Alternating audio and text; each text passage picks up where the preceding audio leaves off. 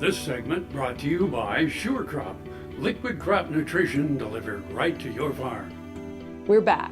Now we learn about agricultural trade with Kyle Bauer and Ambassador Gregg Doud. Hi, this is Kyle Bauer. I have the opportunity to visit with Ambassador Gregg Doud, of course a Kansas native, but integral in the trading that's going on in agriculture right now.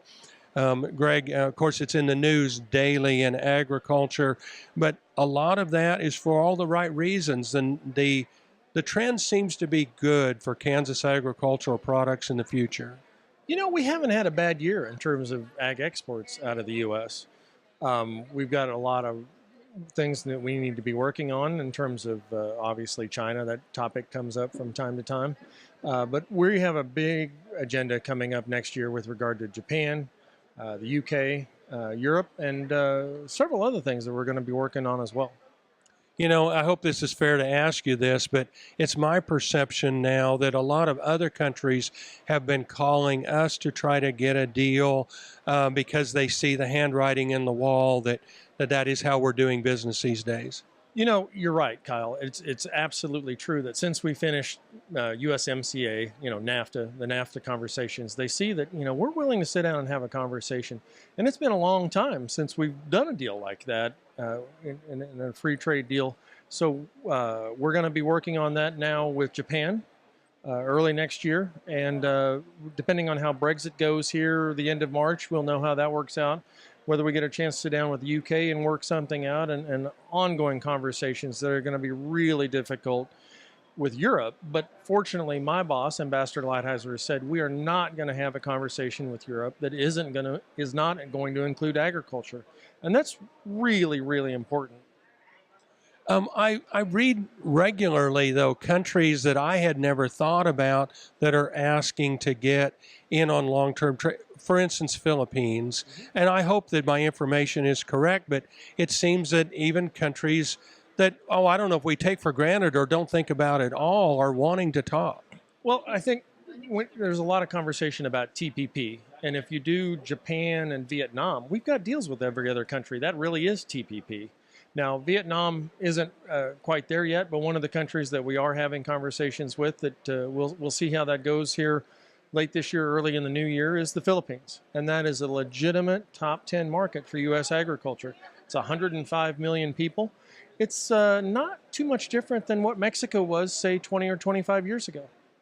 I'm surprised when I talk to the general public how few of them understand how stiff the tariffs are on a number of ag products going into countries. One of those countries is India. It's interesting that India doesn't really have a tax system, so where they generate revenue for their country is through tariffs. And so some of those tariffs in agriculture are, 70, 80, 90, 100% or more. So I really appreciate USDA's work, Undersecretary McKinney, Undersecretary for Trade at USDA.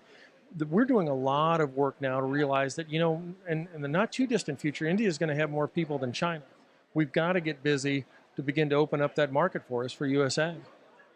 So moving forward, I guess my perception is positive. I get the impression you would agree. Yeah, the dollar has been really strong, yet despite that, we're going to have a real good year in terms of U.S. ag exports. We know we have to have that conversation with China, and that's for the president. That the conversation will occur here end of the month. Hopefully that will lead to another conversation that'll lead to another conversation. For my part on the agricultural side, we had a really good conversation the end of May, 1st of June with China regarding agriculture. Hopefully we can have that conversation, but they have to deal with things like intellectual property first. We're visiting with Ambassador Gregg Doud. This is Kyle Bauer reporting. Back to you, Jamie. Thanks, Kyle. Come back after the break for this week's Kansas Farm Bureau update.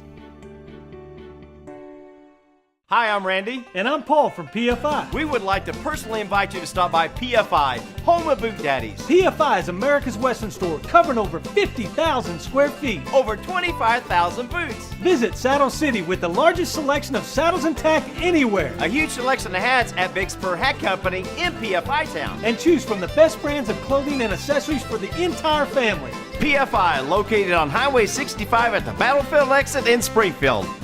And I'm not kidding.